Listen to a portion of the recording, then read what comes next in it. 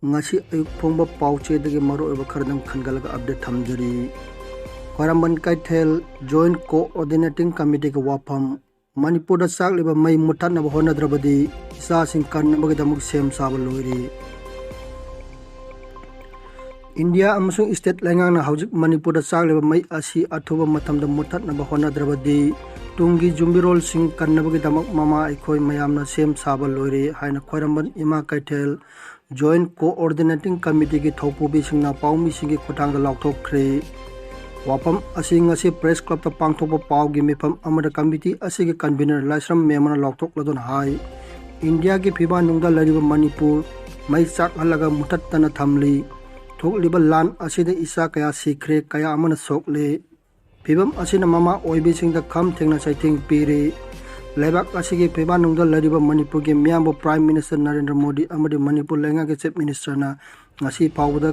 akan bamit yang sang dabagi phibam sida mamai kaya na penadre maram asina atuba matamda mid yang sang duna lan ase lotion gadabani natabadi mama oibi kaya gi akan ba kongjin changchilagani hai khi mahak na maka tana hai haujik chathar libel lan ase kuki sing na horak pani lan manung da kuki sing na social media da thagalakpa akam apek ki wai sing tawa nungai tre adubu makoi na tawrak le haidun mitei nupi sing na khumduna phajadaba wahi wata sina gadaba natte kuki singdi samarak nga marak oduna ngapi gani leibaduga pangkhak ni tampakta mi marakta leiba mitei gi managadaba natte haikhi atopa pau amana Chief Minister Delhi da paisin khre ngasi ayuk Amit Shah ga unagani mamang sahi gi me ahum dagi leptana satharak liba Manipur gi lan gi phibam hena losilakpaga iroinana Mamang tagi kuntra da kadangban chingthak tagi kuki militant singna bomb amasung nomai kapsil lakpada laikhedraba kulngakpa anigi aroi matau mangam asi pangthok khiba numitta Chief Minister N Biren New Delhi gi damak Imphal thadokkhre pau asin haibada mahak Indigo flight amada Delhi gi damak Imphal airport tagi chatkhibani khongchat asida mahak minister amasung MLA amata loina khidabana kari maram gi damak mahak mathanda chatkhibanu haibagi sabsaba maram khangmangam khidri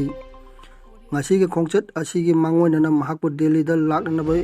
union lenga ki lusing masing maru oina home minister Amit Shah gi maikai gi anirak hana khangalakpa laikre hari adubu mahakki maikai gi state ki oriba law and order gi phibam asina thadokpa yadri haibadagi chattana lairakkhibani adubu ngarang amuk hana mahak laknaba akanba wafam phongdorokpadagi ngasi chatkhibani hari magna teng Tongkiba Indigo ge flight asida Manipur lenga ki Advocate General su tongki aduba makoi ani khungbu oina chatmina khibra iba law and order gi phibam asina thadokpa yadri haibadagi chattana lairakkhibani aduba ngarang amuk hana mahak laknawa akanba wafam phongdorokpadagi ngasi chatkhibani hari magna teng Tongkiba Indigo ge flight asida Manipur lenga ki Advocate General su tongki aduba makoi ani khungbu oina chatmina khibra natraga tongan ba panthung phamgi damak chatmina khibra haibadudi official oina khangmangam khide adum oina ba ngasi Delhi da thungkhraba Chief Minister na hayeng ayuk pung 13 makhai da Union Home Minister Amit Shah unagani makhatan atopa Union Minister singa su unaraba yai hari adubu unabagi maram singdi sapchana khangmangam khidri